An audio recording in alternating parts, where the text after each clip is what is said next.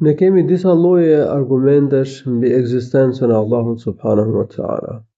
Së pari kemi fitran.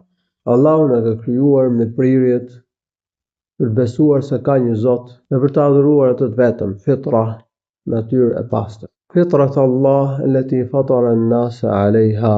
Kjo është natyra e pastër në të cilën Allahu i lartësuar i ka krijuar njerëzit. Po ashtu, Allahu i lartësuar ka përmendur në Kur'an se profetët u kanë thënë popujve të tyre: "Qalat rusuluhum afillahi shakkun fatiris samawati wal ard." Të dërguarit e tyre thanë: "A ka dyshim në Allahun, krijuesin e qiejve dhe tokës?" Pra, njerëzit s'mund të kenë dyshim në ekzistencën e Allahut, në atributet e tij dhe në meritën e tij për të adhuruar i vetë. Kjo është natyra që Allahu i lartësuar u ka dhënë njerëzve, që të dërguarit u janë drejtuar njerëzve mbi këtë bazë që s'ka dyshim. Dhe njeriu s'mund të ketë dyshim në ekzistencën e Allahut. Kjo është natyra që kemi si njerëz. Ne ndjejmë që ka Zot. Ne i kemi këto prirje të brendshme. E treta është logjika. Këto krijesa, shenjat që ka krijuar Allahu ka krijuar në gjallësi. Këto janë argumente për Allahun dhe atributet e tij, dhe faktin që vetëm ai meriton të adhurohet.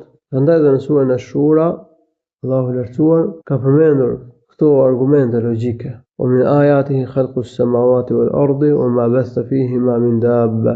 Ndër shenjat, ndër argumentet e tij për atë ekzistencës së tij, të diturisë së tij, të vullnetit, fuqisë, urtësisë, mëshirës, mirësisë së tij, është krijimi i qiejve dhe i tokës dhe të gjitha gjallësave që Allahu i lartësuar i ka shpërndar, i ka krijuar dhe i ka shpërndar në tokë, në qiell dhe në tokë. Pra, ky është argument logjik. Këto krijesa me llojet, me larminë e tyre, me funksionimin e tyre të mirë, me ligjet që kanë, nuk mund të jenë bërë rastisht. S'mund të kenë ardhur rastisht. E ka një Zot, e ka një krijues. Ky është argument logjik. Dhe lloji i katërt janë argumentet shqetësore, ku hyn mrekullitë e profetëve, kerametet që Allahu pa bën njerëzve të tjerë. Hyn edhe pranimi i lutjeve. Pranimi i lutjeve të njerëzve që janë hall, janë nevojë.